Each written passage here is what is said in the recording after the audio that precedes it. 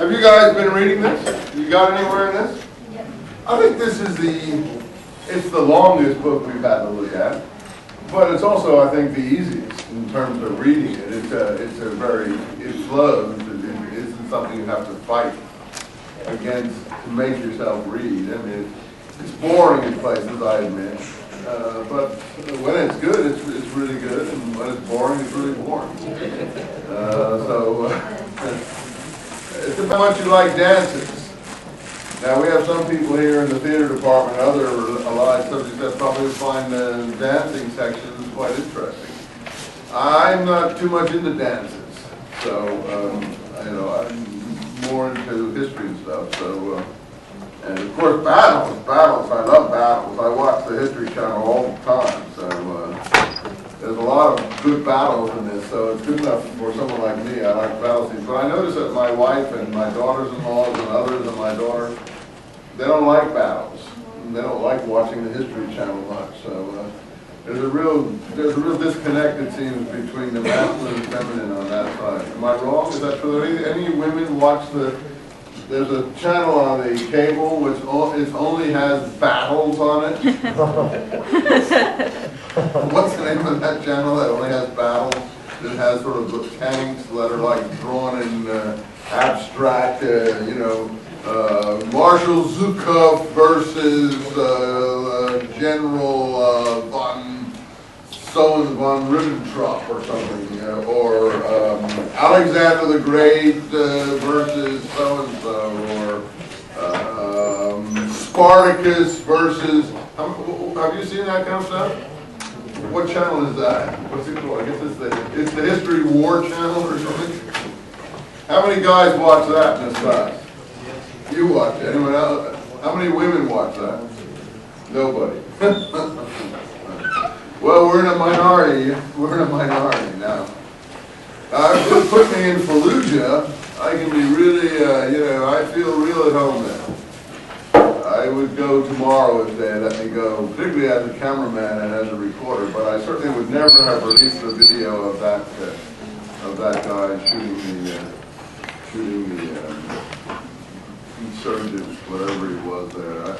I think that something's wrong with the public relations when they release a video like that for worldwide consumption and make our Marines look like a bunch of creeps. I mean, I think that is not representative. Yeah. What's the story behind that? I wish I knew. Yeah, I think that's really low. Seems like I've heard a lot of speculation. Yeah, I have no idea. What have you heard? More or less, I just heard little sound bites from the news, but I don't have the whole story. It seems like they put him in a bad light. Oh, they shot him. He was wounded. Shot him. Well, in the heat of battle, I mean, when you're losing buddies and, there's guys, who are suicide bombers and people blowing themselves up who are pretending to be dead and all that. I mean, I'm not surprised a trigger-happy guy shoot anyone. I just told you that last time, that I'm not surprised that what happened in the Native American thing happened. At Wounded Knee, we discussed that, right? At least I gave you my take on it. I mean, when you got trigger-happy soldiers who are nervous about their own lives and maybe living in maybe they're wrong in their perceptions, but, that kind of thing is definitely going to happen.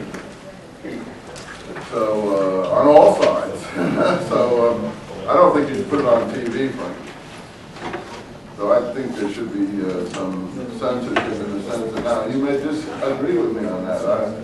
I think that it undermines the morale of the home front and undermines the morale of the soldiers. And it gives aid and comfort to the so-called enemy. Maybe you think the so-called enemy isn't the enemy, so giving aid and comfort to them is a good thing.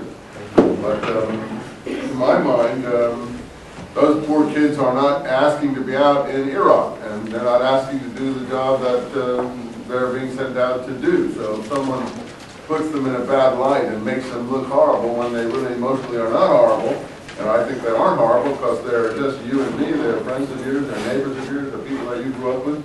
You know what they're like, those guys and women who are out there. Then I think someone's done a disservice. So it seems to me some journalist just wanted to get himself a good story and become famous. That's what I think. And, you can always get a shot like that if you're looking hard enough. But he didn't need to put it out over the video to all, that's being played over and over and over again on Middle Eastern TV as if that was the whole thing. So what's that going to do? That's going to turn off like 100 million people. And I don't know if you guys know what we're talking about, but it's been on the news. In fact, we're talking about it as well. You say, well, why shouldn't you put that on? Well, are those people putting on their TVs over and over again, people cutting people's heads off with penknives? You know, so they put this one thing on there as if that's something horrendous when it's in the heat of battle, and yet what is being done to provoke that thing is never even put on their television. So I don't think that's fair. And I don't think that our news media, who encourage because they're trying to get a story or make a big splash, are being very thoughtful about that. You say, well,